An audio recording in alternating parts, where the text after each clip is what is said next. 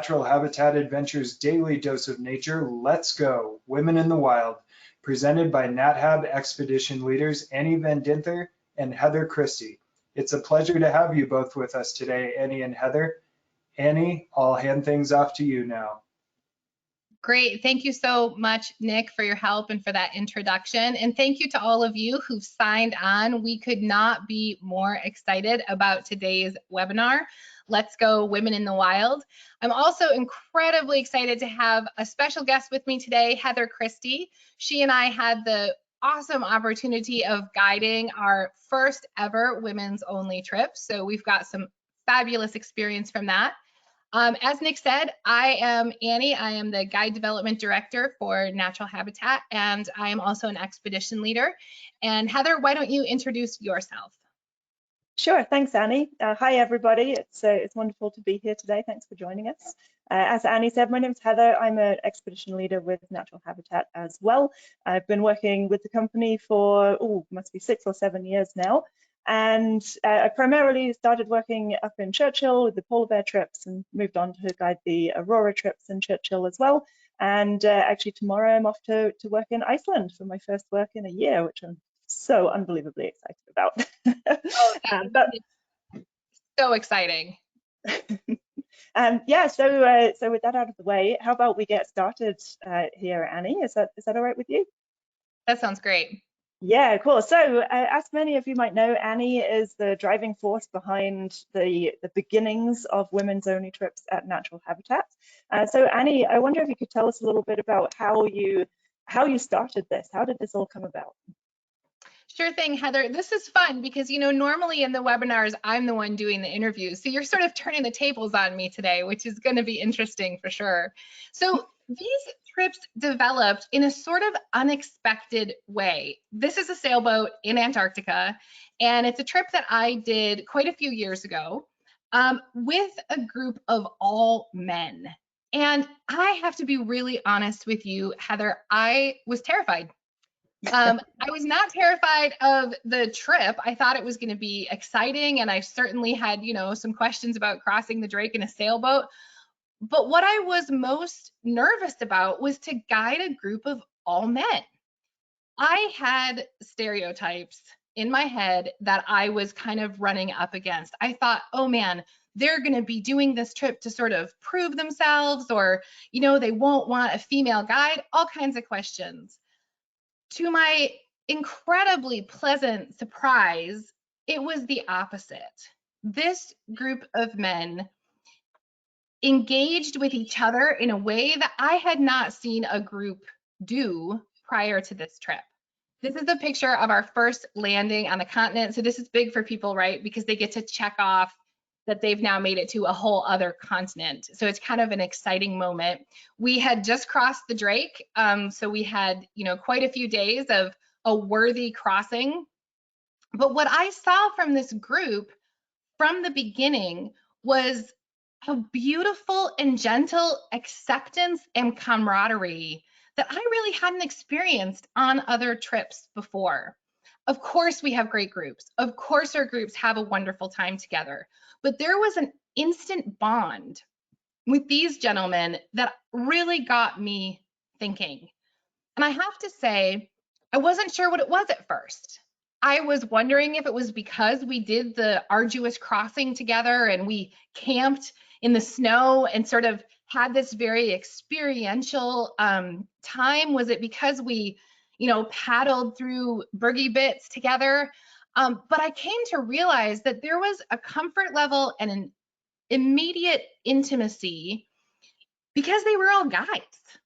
I sort of became this like gender free as the guide, person there, and they just bonded with each other in a really cool way. Things that maybe would have been bothersome on another trip in another group were instantly just something that the group embraced and enjoyed about each other. So differences became celebrated, and challenges became something they took on as a team.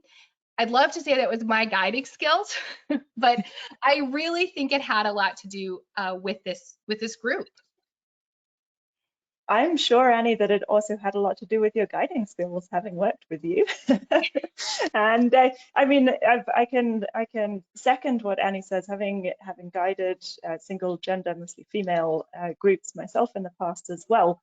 And but outside of our own personal experiences, Annie, you mentioned to me before that it wasn't just your personal experience in the field that led to this. There was something happening at the office as well, right? Something with our guests. Yeah, that's right. There was actually kind of three things happening at once. So first, I had this incredible experience with this all-male trip that was just outstanding.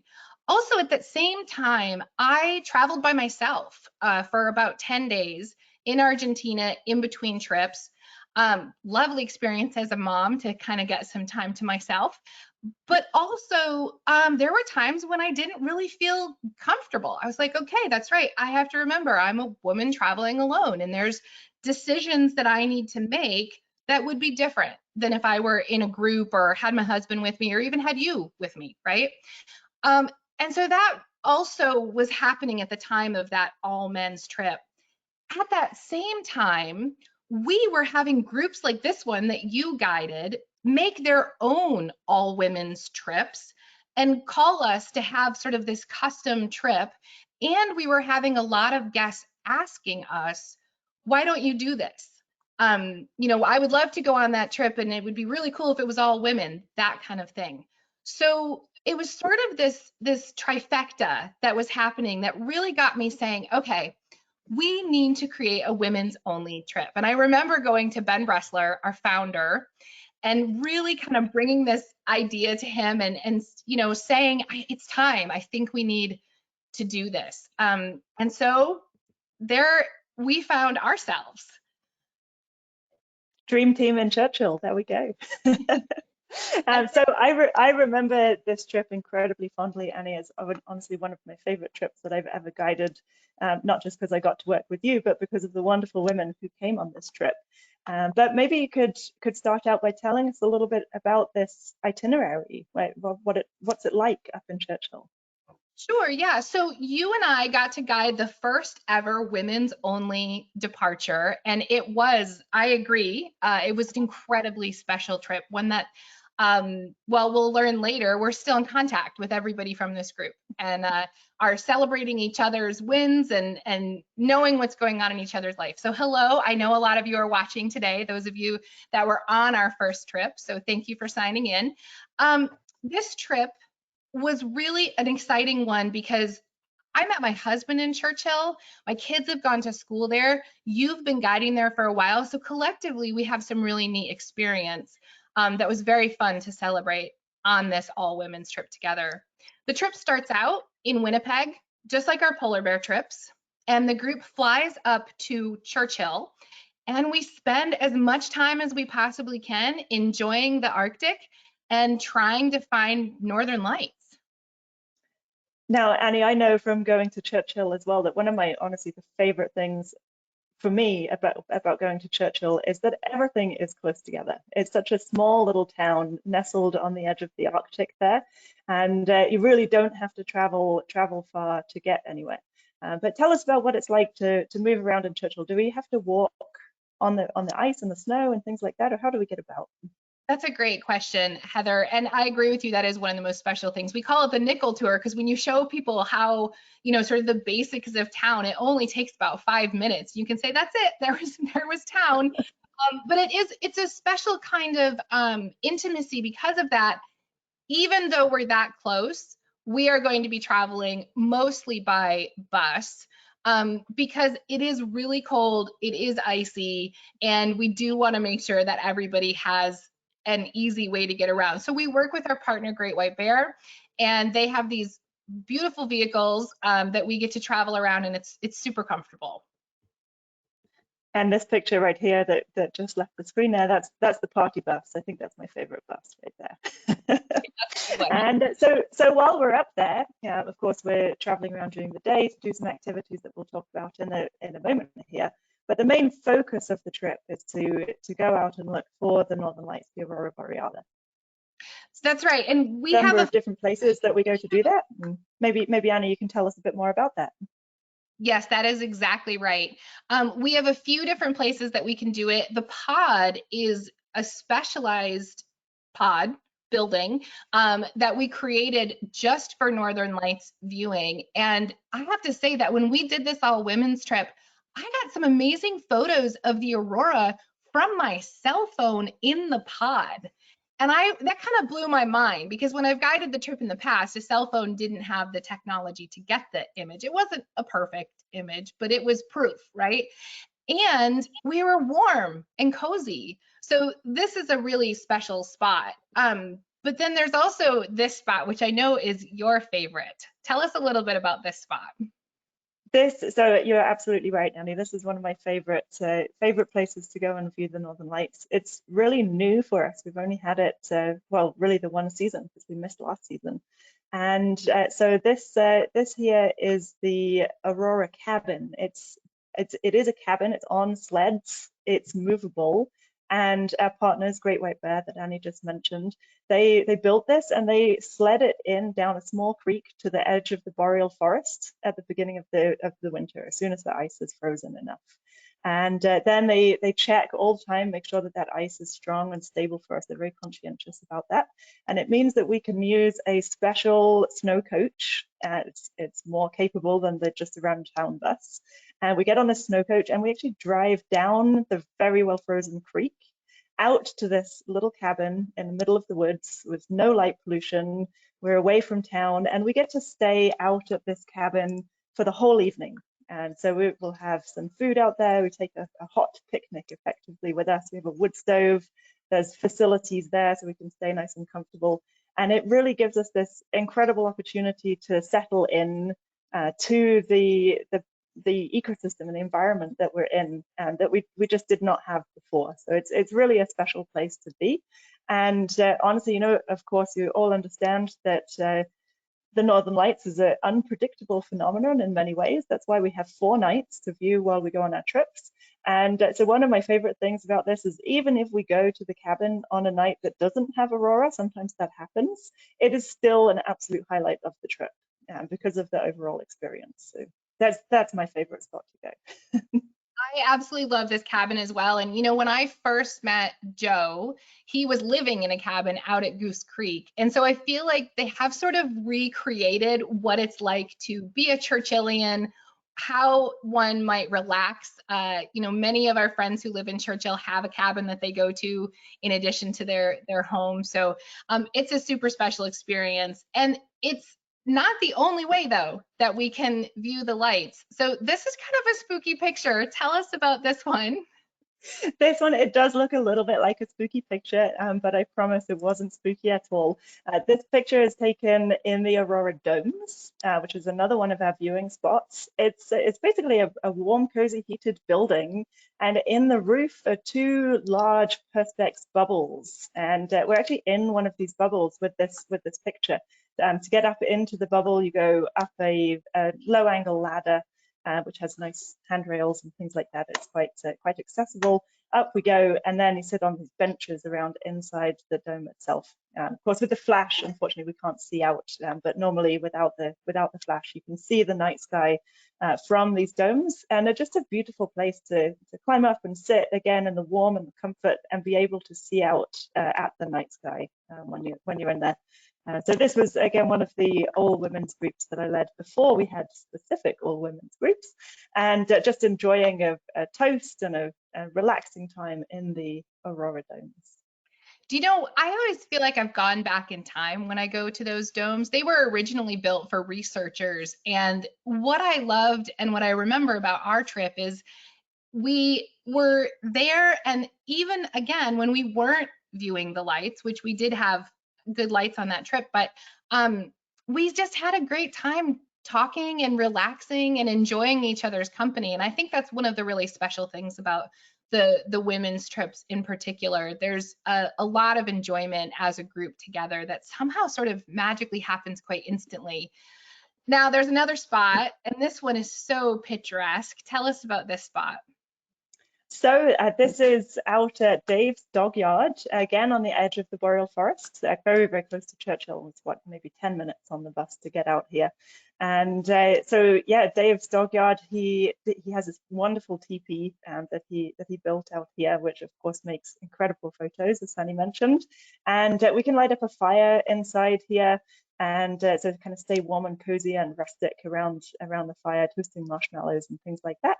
But he also has a log cabin as well with the wood stove heater, so nice and warm and cozy. We don't just have to sit in the tent all night. And yeah, just again, a really phenomenal place to head out to. What do you like about it, Annie? I think I just love how picturesque it is. It's, you know, you have these incredible trees around you. And like you said, what's beautiful about all these spots is you can go be warm. I have to be really honest, when I first started guiding these trips, 2014, it wasn't quite as warm. We hadn't developed a pod, we didn't have the cabin, and we still had wonderful time viewing lights, but it did take a little tougher skin, I think, to be experiencing some of those cold temperatures.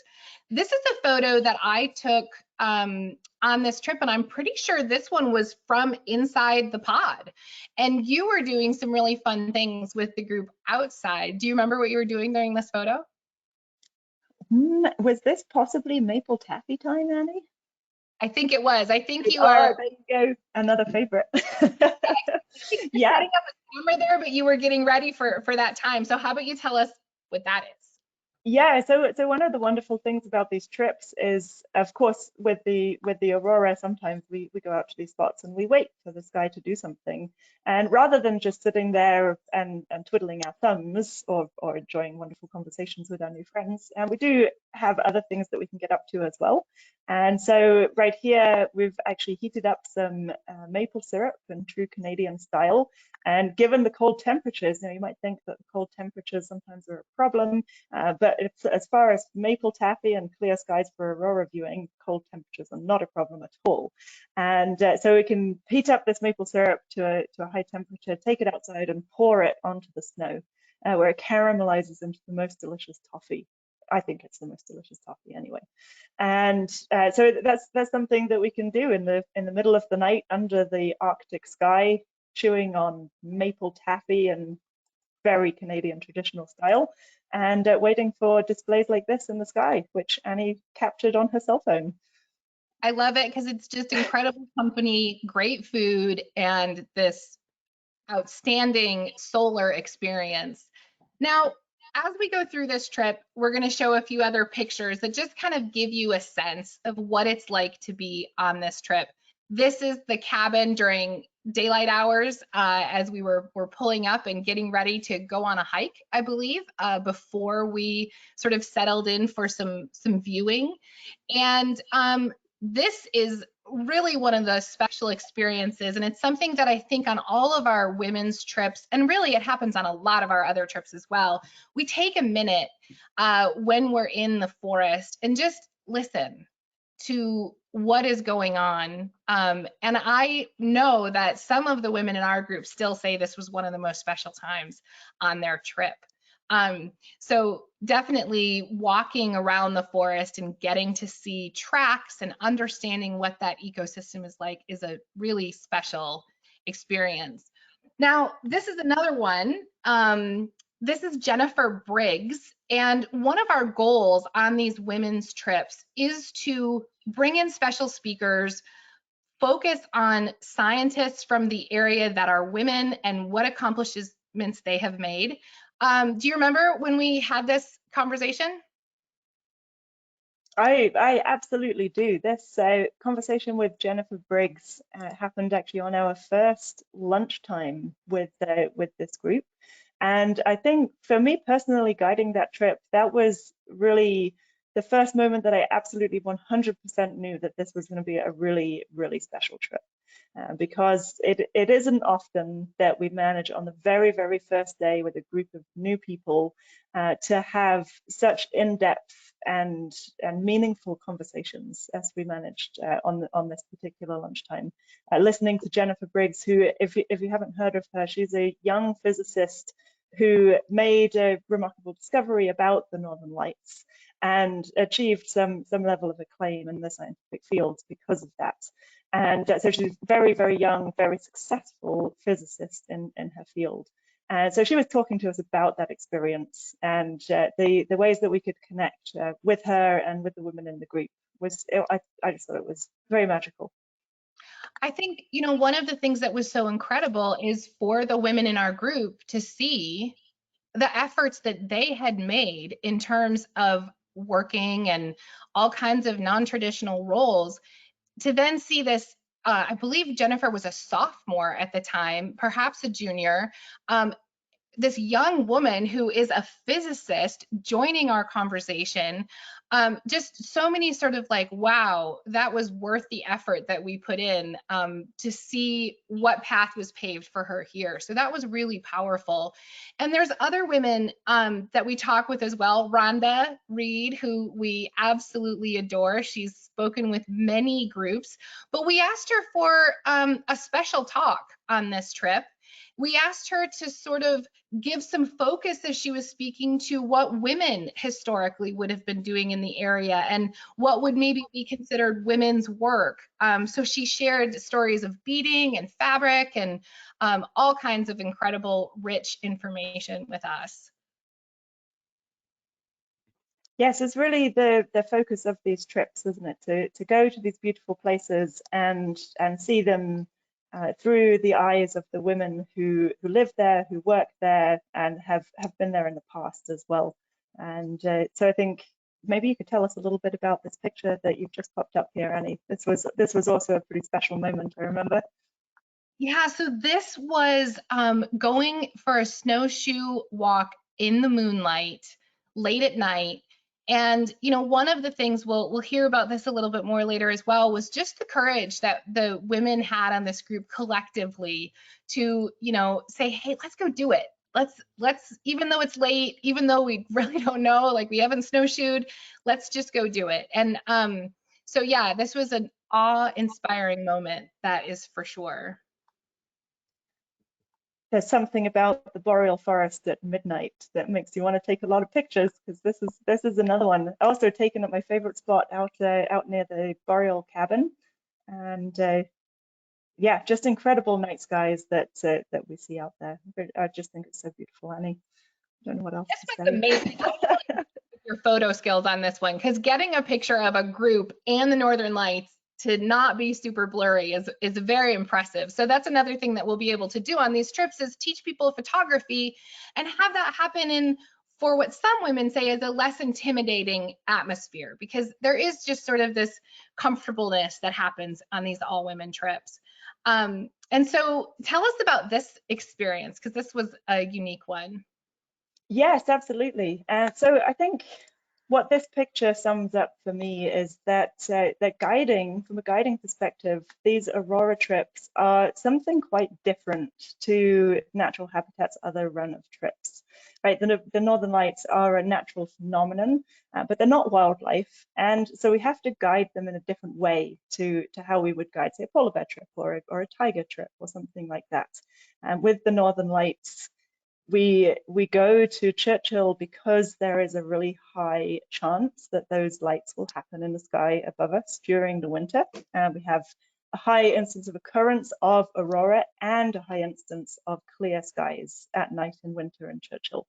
We need both of those things, right? You need active aurora and you need a cloudless sky in order to see these beautiful displays. And so from a guiding perspective, that's something different, right? We can't go out and look behind a tree and go to a different region and kind of the way that we would for wildlife. Instead, we just have to wait and see, put ourselves in the place with the best chances, that's Churchill, and wait and see what happens. And so this picture right here was actually, it was a remarkable group, because one of the chances that we got to see aurora happened very much first thing in the morning.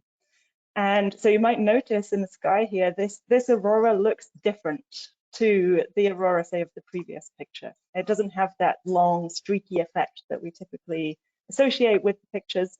And that's because this is morning aurora, not nighttime aurora. So because you're looking at it from a different angle as the rotation of the Earth brings you underneath the band of auroral activity in the sky, you see it in a different sense.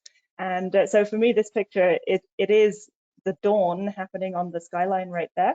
And the actual dawn is chasing the dawn of the north, which is the translation of Aurora Borealis, from the sky. Have you lost my sound? Is that what you're saying there? No, I was saying, wow. This is okay, cool. I've never seen both. So I this know, is, right? yeah, this is a rare and incredible experience that you had. Yeah, and these trips really, I think, because we stay in one spot in Churchill, it really sets us up for taking advantage of these opportunities when they arise. Whether it's a dawn chance to see the aurora, or a chance to go snowshoeing under the full moon at midnight, or a chance to eat maple taffy in the snow. And we seize the opportunities whenever they come up, and have such a great time every time in Churchill. I can't wait to go back. And this picture right here, I mean, Annie, you put this in here to summarize this, didn't you? We think that we're going to go out to these 4 beautiful spots that we just introduced you to see the aurora, but sometimes it just happens as you drive down the street. Yeah, that's exactly right. It's not something, as you said, that you can use your sort of naturalist skills and track the aurora. I mean, you can track it by going to Churchill during those clear nights in February and in the beginning of March there. So this Inukshuk is another spot that we go to. This doesn't have the protection of the pod or the other areas, but it is just absolutely telling of where we are. Inukshuk has really come to be a welcome sign in Canada, but of course there's all kinds of traditional uses for it that our guests will get to learn about if they do this trip. And then there's also the dog sledding. I mean, there's so many things. And what I love about what we have here is the dog sledding happens whether you're on a trip for the aurora or if you go on a polar bear trip. So this is something that our guests could experience. And we do have coming up in November, crossing our fingers that Canada's going to open, we will have a women's only departure for our polar bear trips. So going to Churchill, and yeah, this is going to be really exciting. I hope that I don't know, I'm crossing my fingers that you and I will get to guide this, but whoever does, it's going to be a really phenomenal experience. We have a lot of amazing women on our team. So let's talk about Churchill and polar bear season. Yeah, Annie, maybe let's start. I have a question for you to answer for everybody. Why do we go to Churchill in October and November for polar bears, and why can't we see them in aurora season? That's an excellent question. So I'm going to go back one actually and look at this map here for a moment.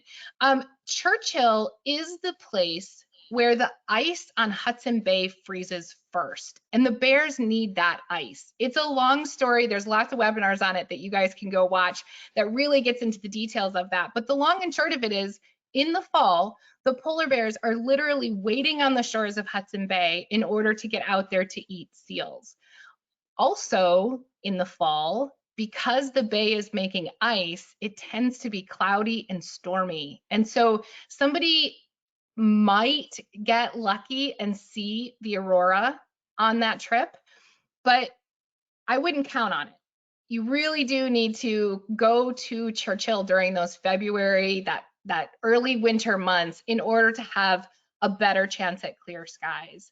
But as far as the fall goes, you know, this is when you get to see the bears. They're not out on the ice like they would be during the aurora season when we wouldn't be able to see them.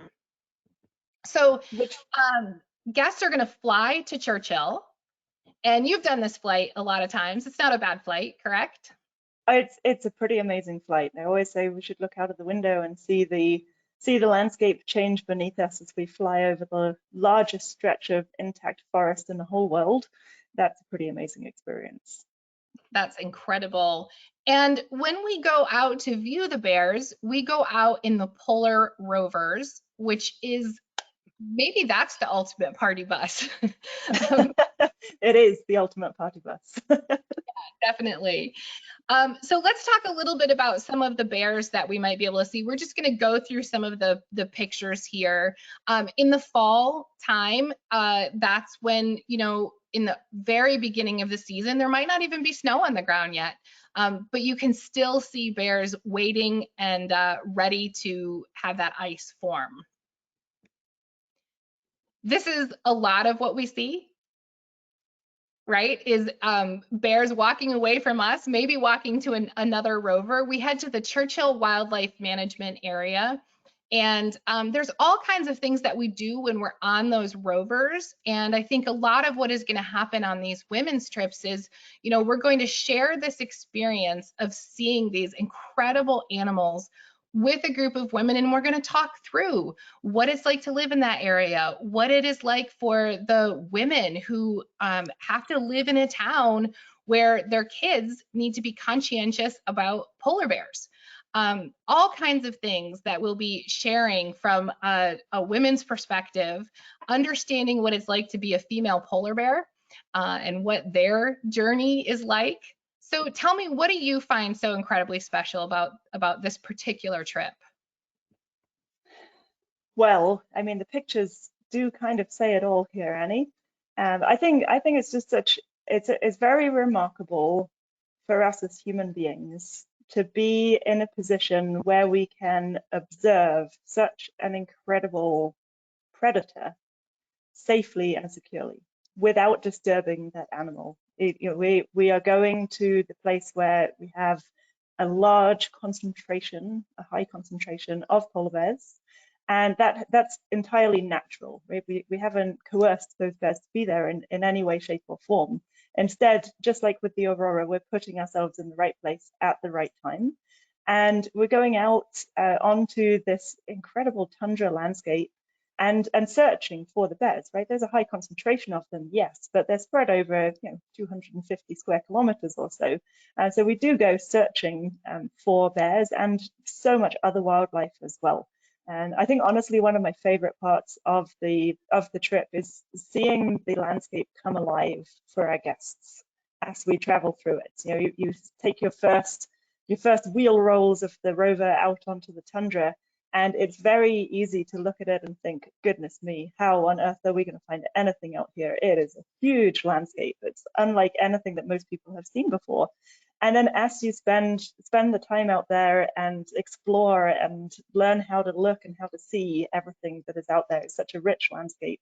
And so I just think it's incredible to see, yes, the polar bears and everything else as well. You said that perfectly.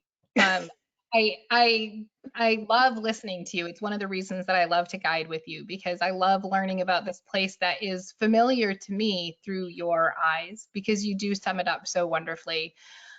I have come to really have a strange love for this landscape in the sense that it feels like home. I feel like a migratory species when I return to Churchill, and looking out over a landscape that when I first looked at it was so, you know, not quite frightening, because as you said, we're in the comfort of the rover, but desolate. And, you know, you realize pretty quickly that you would not survive long without the rover.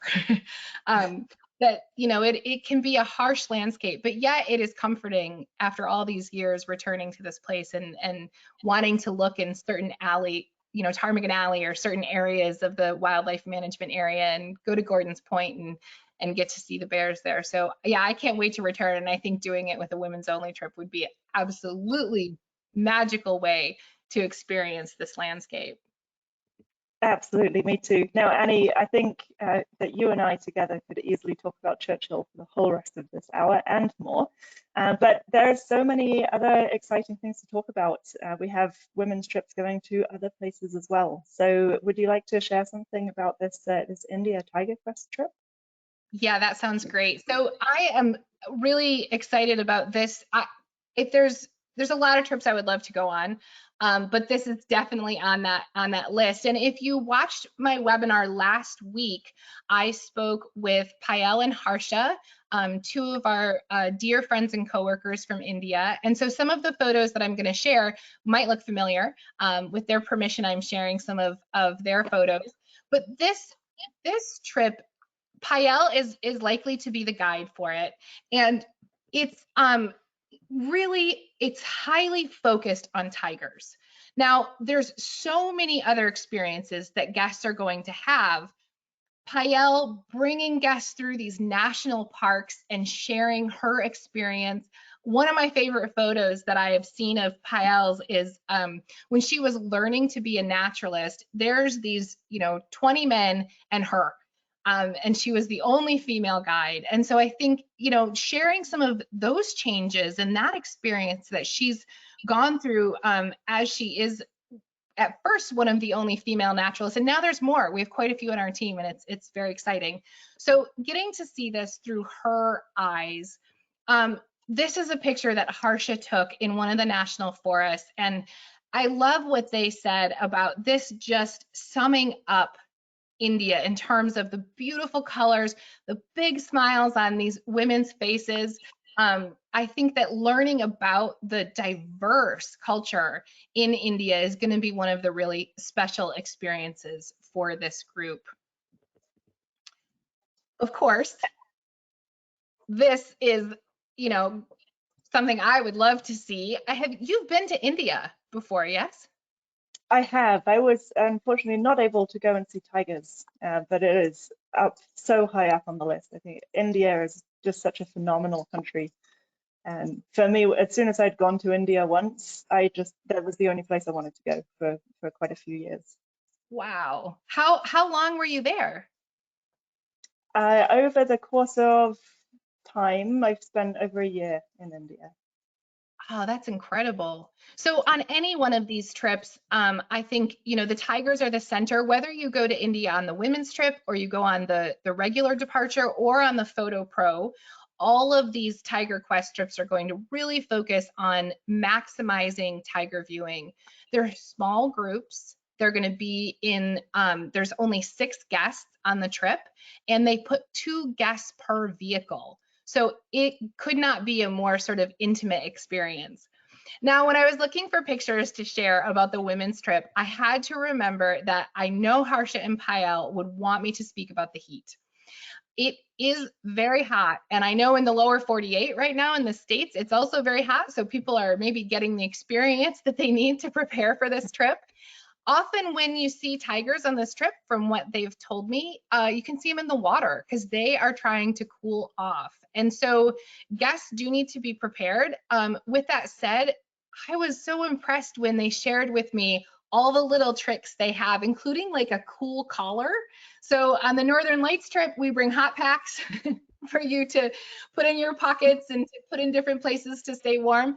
And on the tiger trip, there's literally like a gel pack collar that is cold that they take out of a cooler and give you a chance to cool down, especially in the afternoon heat on these trips. One of the things that Payel has shared stories with before is not only about the tigers, but also about arranged marriage and all the different things of India that seem so different for us Americans and North Americans. And so I think that's going to be really exciting too, to just learn about not only the tigers, but this place and the incredible, beautiful people that live there. So Annie, may I just ask you a quick question there? I'm learning about this wonderful itinerary as you speak here.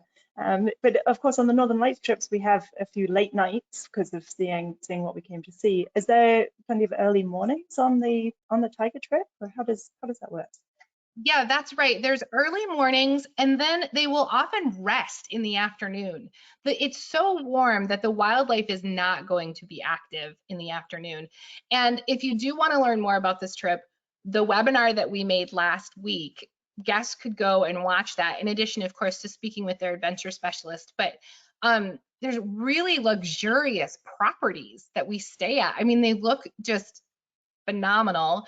And so going to those luxurious properties in the afternoon to have a rest, and then going back out again after that rest for a early evening, late afternoon game drive. The national parks do all close at dark, and so there isn't a lot of late night things that are happening. But all in all, I think it's just designed specifically to have the most possible experience with tigers and enjoying the incredible culture. So yeah, it sounds amazing. It sounds absolutely amazing. Now, another one of the women's trips is the Monarch trip. Have you seen the Monarchs before, Heather? I have not, no. Okay, so I would love to. How about you tell us some things about them? yeah, we've got to get you on this trip because it's very, very special. So this is Lilia Gonzalez. She is one of our guides, and some of the photos that we're about to see, she shared with me for this. For this trip, you start in Mexico City, and then you head towards Toluca, Angangeo, and Valle de Bravo. And those are all places where there are monarch sanctuaries. And so you will go, there is hiking involved on this. So you want to make sure that you can do some walking. Unlike the polar bear trip where you really can't walk around town much, this one does have some hiking, which I know you love to do. Absolutely, especially when there's something so wonderful to see at the end of it. Yeah, so monarchs migrate to the Oyamel forest for roosting and then for mating. And really, it does often happen around Valentine's Day. It's an incredibly romantic notion, but the science is there. So it's you go to these forests and you can see here these clumps in the trees. Those are huge clumps of monarch butterflies. And so it does feel almost as if you're sort of in this fairyland or something, because the butterflies might land on you. It's just a really rich experience, and you get to see them close up. You get to see them in huge groups where the sun comes up and it warms up. They stay in those big sort of, I don't know what you call them. What do you call a group of insects? A swarm? I don't think that's right for butterflies. Yeah. They're not swarming you, but they stay in those groups that are on the trees in order to be warm together. But then as the heat comes out and it starts to warm up, it's warm enough for them to go out on their own and fly around and search for a mate, really. So it's absolutely incredible, and it's one that I know would be so special to experience with a group of women. This is a quote. Do you want to read the quote for us? Sure, yeah. So this is a quote from one of our guests on our inaugural women's trip 2 years ago now. And so Susan said, "This trip was so enlightening for me personally. To travel in an atmosphere of acceptance, support, and mutual delight in the adventure was awesome. It made a forever mark on me. I did things on this trip I may never have attempted, read snowshoeing and meditating with trees. All because there was no judgments and everybody had each other's back." And I think me and Annie were talking about this. It really summed it up for us as guides on this trip as well. That those are the memories that we took away, that we look forward to creating with future groups of women as well. Yeah, Susan just said it so perfectly. And there were other quotes from some of our other guests, Catherine and Trina, and they also said wonderful things about this trip. I think that we can email this group, this week and ask for this, and they just immediately, jump to sharing the news of how incredible it was for them. I think that speaks volumes. And so, Nick, I wanted to make sure today that we left some time for questions, because I do feel like this is something that we might have some questions about for these all women's departures. So we are ready for questions when you are. Okay, great. Thanks so much. And a reminder to all our attendees that you can continue to submit questions in your GoToWebinar control panel. So one of the first questions was at the very beginning, should be an easy one for Heather. There was a photo of you with a cat. Someone wanted to know your cat's name. All right, so that's me with my cat. Her name is Astra. Astra is short for cat astrophy. And she was just a kitten then, but she's about 1.5 years now. She's who I've been hanging out with for the past 1.5 years when I haven't been able to guide. So that's why she got to be in the picture. We have to get our wildlife viewing in somehow, right? We still need an animal experience. I've been spending a lot of time watching my chickens and interpreting their behavior. So yes, we get our fixes somehow or another. Makes sense. Next question, does NatHab provide the parkas and any other gear for the Northern Lights or polar bear tours in Churchill? You want to take that one too, Heather? Sure, absolutely. Yes, the short answer is yes, we do.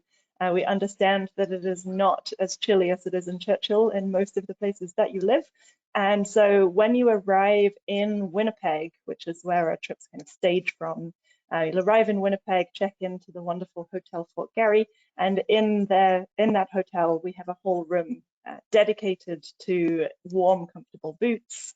The nice parkas that you saw in all the pictures there, we'll give you one of those. For the Northern Lights trips, we have extras like fleece layers that we can give you, big over gloves that you wear them over the top of your own liner gloves. Those are the small ones you can handle your camera in, but we give you these big gauntlets that keep your hands warm no matter what.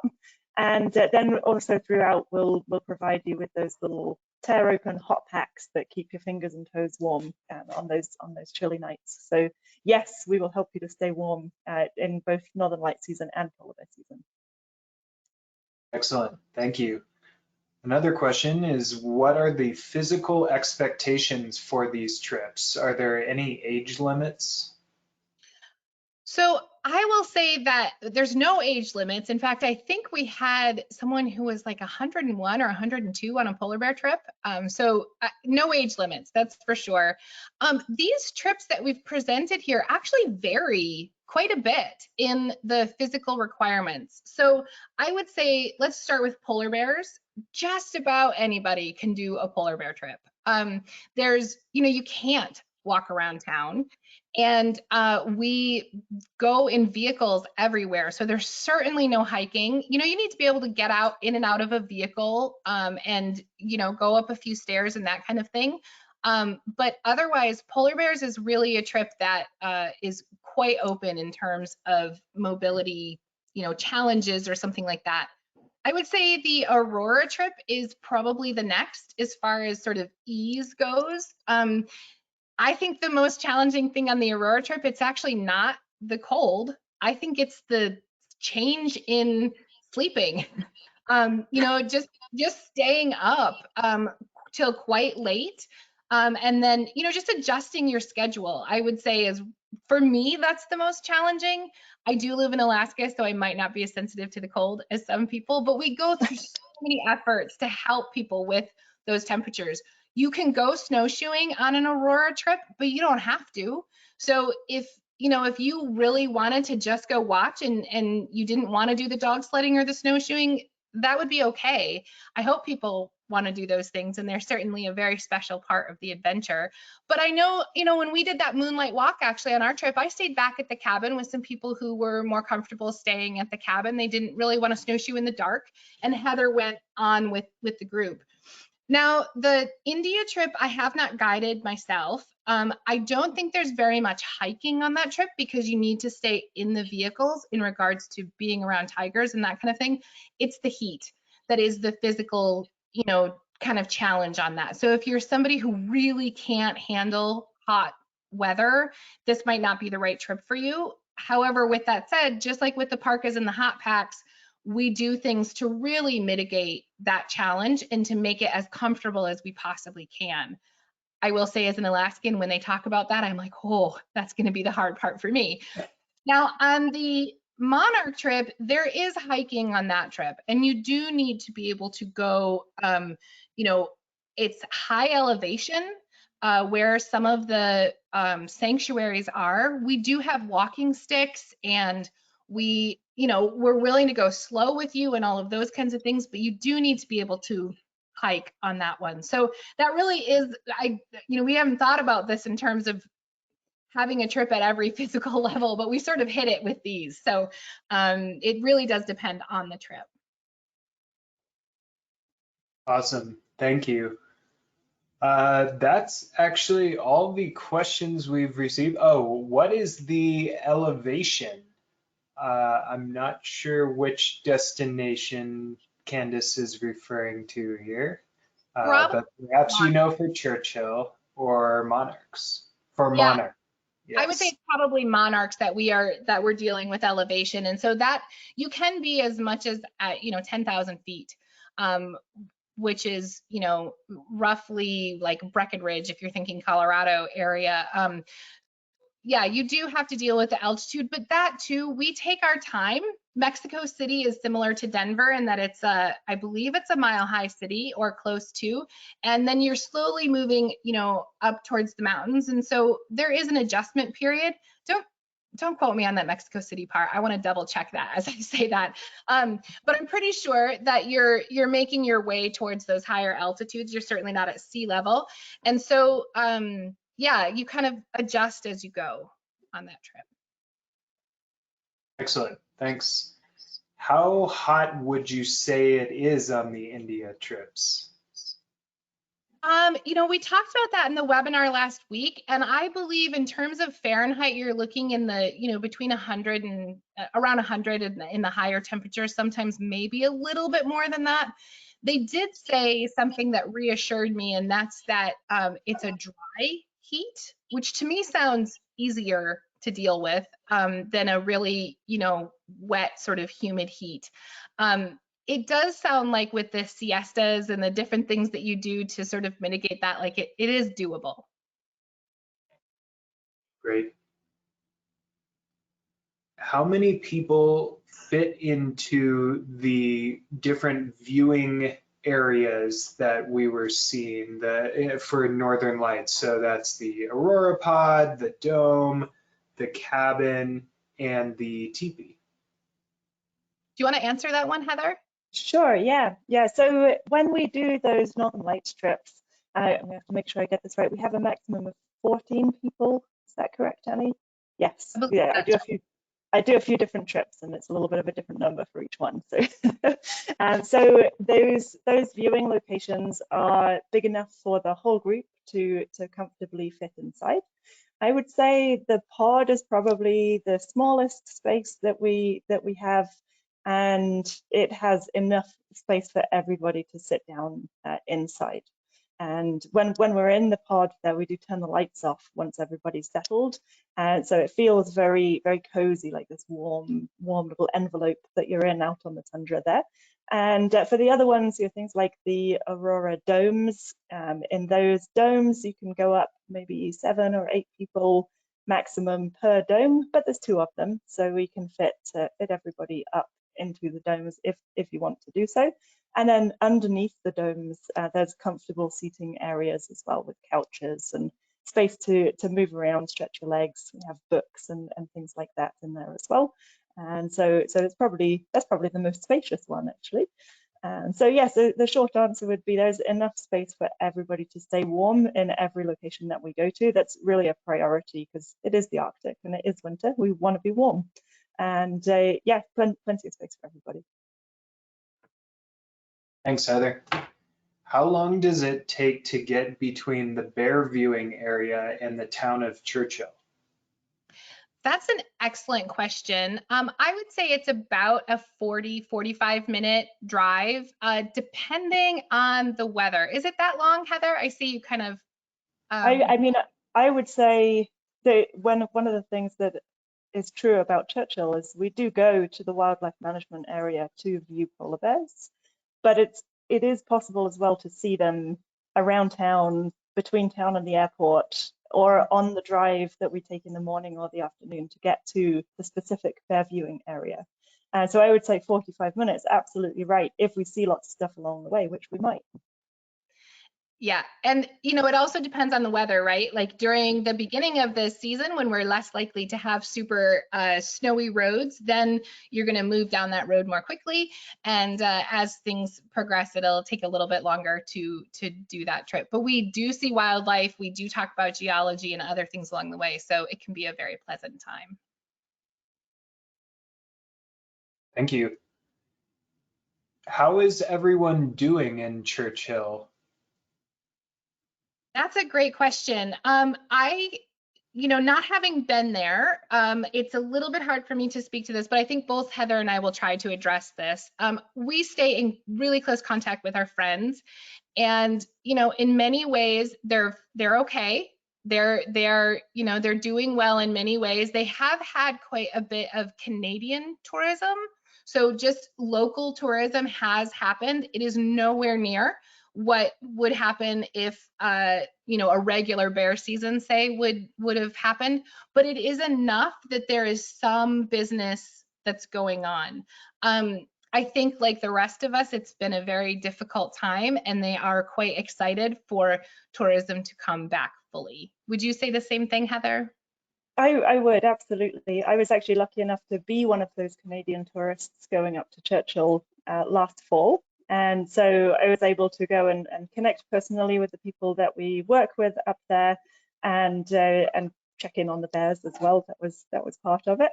And I mean, really, the people who live in Churchill are nothing if not resilient and strong. And they've overcome difficult times before in their remote location. And the sense on the ground that I got, to speak to a more personal, emotional note, the sense on the ground that I got was, well, this is just another thing that we shall overcome, and things will go back to the prosperity of before. I miss Churchill. Yeah. So we have someone looking at the different departure dates for polar bears and wondering what the difference is between the 6-day tours and the 7-day tours.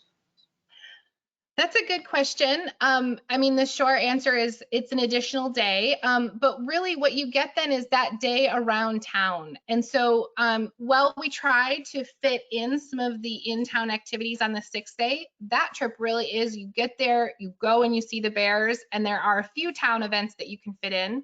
On that 7-day trip, you get a full town and area tour where you're just really getting to focus on what the town is like, what the outside areas are. We also do wildlife searching on those days. It's by no means only looking at, buildings and human-made things. And so it's really adding that town and area tour that makes the 7-day just a bit different from the 6th day. Great, thank you. So Heather had explained the situation with the provided coats and parkas and boots. Do guests get to keep those after the trip? I wish they did. No, they do not get to keep the parkas and the boots after the trip. We do return those so that we can have them available for the next guests that come. There are ways that you can get some NatHab gear that you can keep through the gear store, but that is, no, those parkas need to stay there so that the next guest can use them. Great. And some people are hoping for if there's any insights you can share into the Canadian border reopening. Knew that was going to be a question today. Yeah. Well, I can speak a little bit to that one, Nick, because I've been trying to keep my finger on the button with what's going on here in Canada.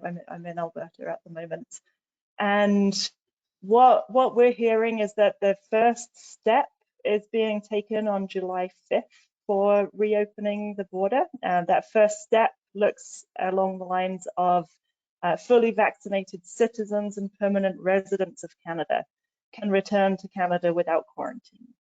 So it's a baby step, that's for sure. We need a little bit more to be able to run trips up here, but it is the first step along the road.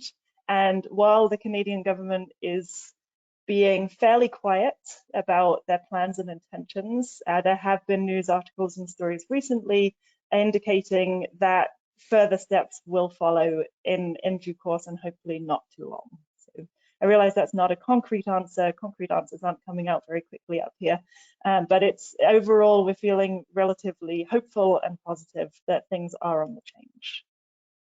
That is certainly how we're feeling at NatHab, that we are just incredibly hopeful that polar bear season will happen this year, and specifically the women's only polar bear trip. We're very, very excited about that.